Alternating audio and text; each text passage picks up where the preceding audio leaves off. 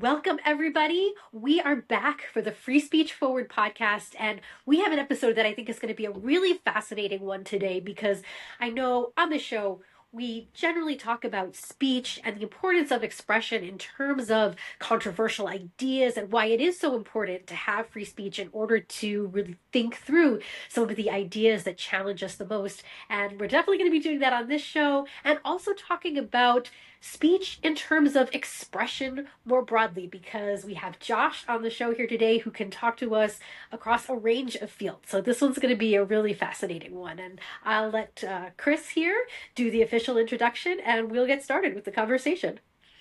Great. Thanks, Joy, and thanks, Josh, for joining us today. Thank you. I'm So excited. for everyone out there listening, we have Josh Washington with us today, and Josh is with the Institute for Black Solidarity with Israel organization, or IBSI for short. He's the director of IBSI and is also a professional composer and world touring recording artist who programs both education and musical events for IBSI. So that's what Joy was referencing. He crosses multiple fields here. Josh lectures on topics such as the historic Black and Jewish relationship, the Africa Israel alliance, and dispelling the myths about both. His full length album, Zion, has gotten national acclaim as he continues to tour and promote it all over the world, including in Israel. Josh is married to his wife, Olga Washington, and together they have two beautiful sons, Ezra and Judah. So, with that introduction, Josh, we always like to start off by having our guests share what we kind of call colloquially their origin story, but it's really how did you come to being a leader for liberal causes and values, and in particular, free speech? Absolutely. So first of all, thank you for having me. And I have to give an acknowledgement to. I forgot about that part. That piece in my bio hasn't been updated, but my wife passed away a little over a year ago, and she also we met in this So sorry. Africa Israel space. She was from South Africa, very big champion of free speech as well. And so yeah, but to answer your question, in terms of how I got into the free speech like space, like in what we do, I mean, I think that free speech is really the core of any kind of movement. What whether it's what we do in our pro-Israel movement to what I do as an artist, as a musician, you have to be able to speak truth to power, and sometimes that means saying things that aren't popular. And I think that's the basis of what free speech is. It protects speech that's not popular. Mm, Sometimes the speech that's not popular is terrible, and sometimes it's truthful. But if you're going to cut off one, it's really hard to make an argument to not cut off the others. mm, And so in what we do, even though we combat a lot of misinformation and all that stuff, but we've never once advocated for those things to shut down, because we know that even if it's things that we agree shouldn't be out there, that's always just where it starts. And then it's not long uh, before that same effort comes for us, and we don't want that. So we combat that speech with our education, with our advocacy. So in that, we've always been in big proponents, and I've always been a big proponent of free speech because of that specifically. Yeah. well, and to Joya's point earlier about expression, especially on controversial topics. I mean, Mm. I there are few more controversial topics these days than a pro Zionism, and especially kind of multiracial Zionist Yeah. community and message. It's a very it is a very kind of unpopular, I guess, Mm. perspective. So I'm just curious if there was a formative event for you that kind of catapulted you to being a vocal advocate for that cause. Yeah. For Zionism specifically, it was it's funny, the things that kind of made me speak out more. I was in college, and I was a music major, I was in the Conservatory of Music, and had a lot of friends in that same major. And what made me start to speak out more and more was just seeing a lot of the other side of the argument a lot. And, being someone who was raised to not just accept things just because people are saying them, I do research. I talk to my parents. This is before my dad was even doing public things with IBSI or anything. Mm, And so I would, I went to my first event, um, like a pro Israel event. I met some people, and then from there, I made friends in Israel and all that stuff. And I would learn things just from friends, like really just on the ground from friends. And I mm, would get so excited that I want to share with my friends in college. And that's when I started to feel that, like, that tension around saying something that's not popular, quote unquote. mm, I thought I was just sharing a fun experience, a fun conversation, a girl I had a crush on, whatever. Like, hey guys, and because it was surrounding Israel, most of the time the response was just nothing. It was like, well, we're not going to engage with that at all. mm, And I realized that, um, and then it grew from there. So it went from that to a few years later, I felt confident enough to start just speaking to some things would come up in the news, and the information would be wrong, or I would actually have some information just because I have friends there, and I would share stuff, and some of my friends at the time would come after me, and not so much to say they disagree. Sometimes they would just say, like, you can't say stuff like that. And I was like, what do you mean? Yes, I can. What are you talking about? I can't say yeah, stuff like you could say all this. You say all this stuff about Israel, and I never tell you can't say that. I'm just giving you different information. You can't tell me. And I realized that it went from I disagree with you to you're not allowed to say that. And that would, like, every time it would rub me the wrong way. Like, what do you mean I mm, can't say that? yeah, And so, like I said, so it would always go hand in hand. It was like, even if what I'm saying is completely wrong, I still have a right to say whatever I want, just like you do. right. Just like you have a right to spread whatever you want to spread. Yeah. Yeah. So that's That why that's when it became a thing for me. that sentiment of you're not allowed to say that, it's always been striking Mm, to me. I too have a background where I did graduate school work in English and mm, grew up around other people who were involved in various forms of the arts, and the arts are so much about expression. And so it's always been interesting yeah. to me to see these people who are literally basing their lives and their careers on their expression Mm, of their ideas, their yeah. viewpoints, their feelings, their emotions, their experiences, Right. to then Right. turn around and say to someone, well, you're not allowed to say that, even if it is something based on your experience, based on your thinking, Right. based on Right. things that you have going on in your life. So I'm curious how then you counter that. Like, what do you say when people say that to you? What maybe would be your advice for people who find people responded that way to them? What would you Right. say? Why is free speech so important for why we flourish as individuals and for society as a whole? Yeah. I mean, I first and foremost, as an artist, part of our job is sometimes to hold a mirror to society, in a real way. And so it's always so ironic to me to see, artists who are afraid to say something different. Like, our very nature is kind of countercultural, right? What we do, our jobs, and we sit and we make stuff up, and then we share it with people. It's not really like a 9 to 5. And in that, there's so many artists who are afraid to, I look at people from artists from like James Brown and people from back in the day where there were times when they had to take stances or do concerts in places where people didn't want them to or whatever, and whether you agreed or not, they had the integrity to stand on their convictions. And you see virtue signaling in that. We see artists who happen to have the same opinion as everybody else, like we just happen to all agree. And it's like, what happened to that? So when an artist like me says something different and gets attacked for it, I go, but this is what we're supposed to, like, I'm not the weird one, you guys. I'm like, what I mean? We're supposed to look at life. I feel like comedians and artists look at life differently, and that's part of what makes them funny or effective in their art.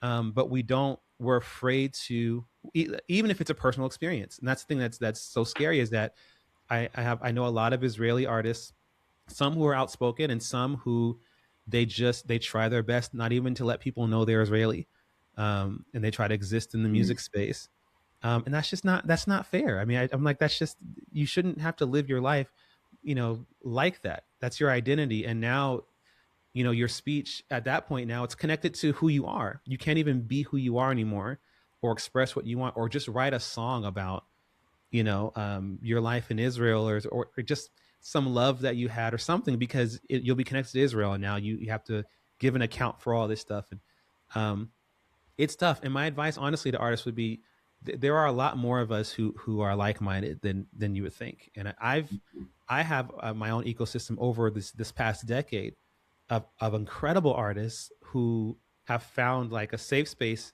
in working with me to say what they want. And we don't know, and we don't always agree. It's not like we're always all like minded, but just the fact that what we have in common is that we have views that we feel like are common sense, that most of our peers think are dangerous. And so, we found each other and we're building something. I think if more of us just spoke our minds, some of this intimidation would just go down. I think we just think we're so small in number, and I don't think we are. I love that point, particularly, we don't often have a lot of artists on our show. So hearing from the creative perspective of the importance of free speech for creative expression is so key. And I think you rightly touch upon a kind of irony, which is that artists are supposed to challenge, and I won't necessarily say get political, but at least challenge kind of the dominant worldview. Yeah. And yet I would argue so much of modern culture, at least mainstream culture and art, is overly politicized today because of that virtue signaling phenomenon you mentioned, whereby people think that they have to be political, but in a way that affirms conventional wisdom or kind of the popular consensus. And then, it kind of moves away from the real purpose of creative expression, which is to kind of challenge the status quo or conventional worldview, and instead seems to be supporting it. So, and my own personal view is that politicization is a driver behind a decline in the quality of the art. Totally. Totally. But I'd love to dig in a little more then on your creative process. We like to kind of hear about how each of our liberty leaders prepares to express themselves. I think you can be a great test case in this instance as a musician in particular of how you might prepare and think about preparing to express yourself on a controversial idea, what your method is maybe, and anything that might help other people as they're trying to find effective ways to communicate their values. Absolutely. I mean, when it comes to music, one of the things I try to do, because it can get scary to share what's deep inside your heart. It's something you hold really dear, and you don't know how people are going to receive it, and all those things. And I find when I'm working on something, I try my best when I'm writing and I feel like, oh, this song is this is really powerful, to just pretend like I'm just writing it for myself. So don't yet think about how people are going to receive it. Just write it, and then commit to it. If you think this is a great thing that you made, that's what you're performing, and you don't alter it, you don't change it. It's already there. So, kind of like writing a speech, almost like you just commit to what you put on paper, and you have to, that's what you feel, and you have to say it. I think with music, it makes it easier because, like you talked about quality in music, if you wrote something that's good and people love the melodies, catchy or whatever it is, and it really gets people's hearts, then they'll hear the message better, or sometimes the message gets to them, but they're more listening to the music, but you can still get your ideas across. I wrote a song on my Zion albums, 2 different songs. One is actually a story about the Masada defenders, and it has an orchestra, and it's like it's a story about the last battle between the Romans and the Judeans and on Mount Masada. And it was a story that was powerful to me, and I wrote a song based on it.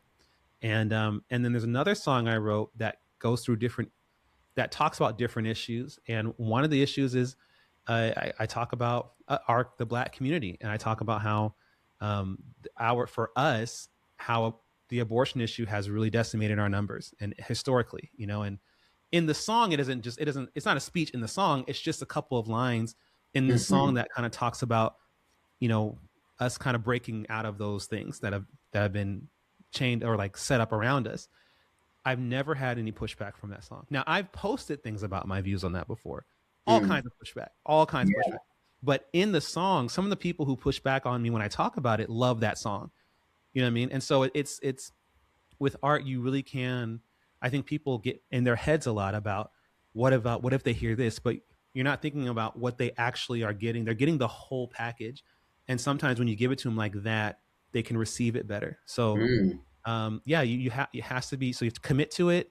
Don't alter it. If you think it's good, you do it, and just know that people aren't hearing it the way that you think they are. Everyone gets information differently, and I think it'll a lot more people will receive it than you might think. Yeah. Yeah. Thank you for sharing those. And I especially love this Yeah. perspective of thinking about what the Mm. power of music is, that it's Mm. a medium that can't be translated to a tweet. So while there might be Exactly. a firestorm about a post you made about abortion, that if you write a song Right. about it, it might be able Right. to reach people in different ways because Right. perhaps the medium is so much more rich than Yeah. how many characters do you now get on X or Twitter or Exactly. whatever it is. So Right. Right. I'm curious then to ask you, one of the questions we love to ask all our guests is what we call the blue sky question. I might even actually have a blue sky today. It might be Oh perfect after wow. all this That's like, blizzard. But I love to ask just to hear different perspectives. If you were to Mm. have all the time, money, resources that anyone could ever Mm. ask or want, what would you Mm. recommend for people to, what would you think would be something that we could do that would maybe help spread positive ideas? Maybe it's something with Mm. music, or maybe it's something completely different. That's why I love to ask this question. It would all include music. I think about this a lot actually, like what I do with these kind of resources. Um, it would involve music, spreading these messages. I would do it through these big free productions.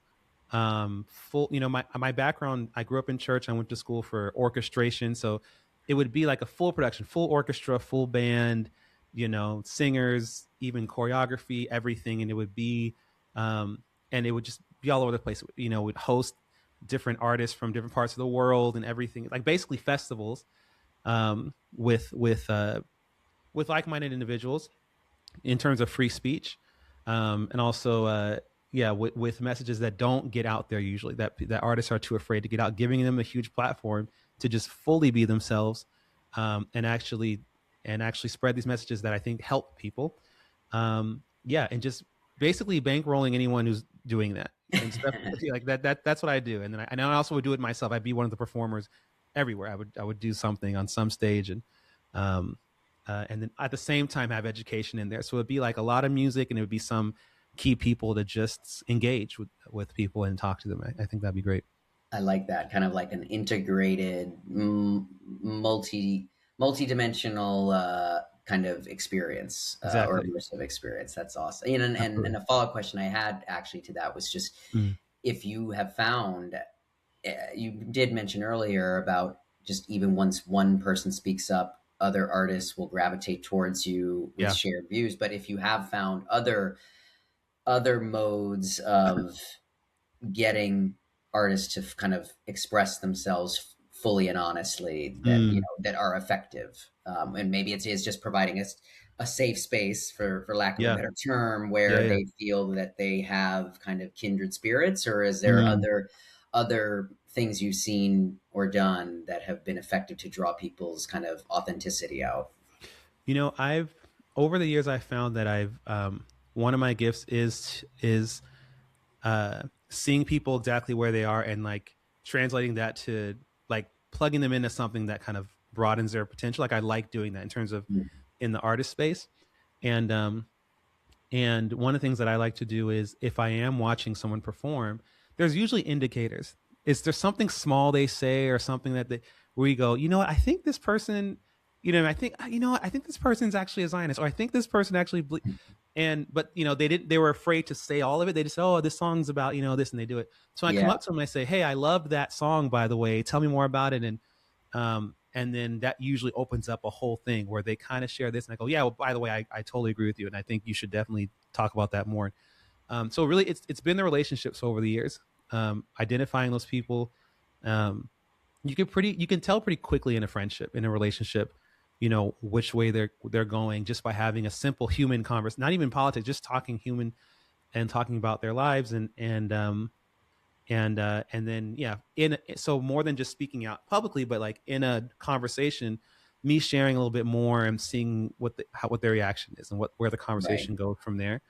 That's kind of made for a very broad. And then from there, I get a lot of those people recommend me to other artists. That's how everything grows. So like they Okay. can't make something, but they Network say, hey, I have a building. drummer who can do it. Mhm. And don't worry, like, you guys are on the same page. It's all good. You should definitely work with them. They love what you do. So it's shown me that it's actually a much bigger world than I thought. Um, and it's cool. It's a lot of fun. That's great.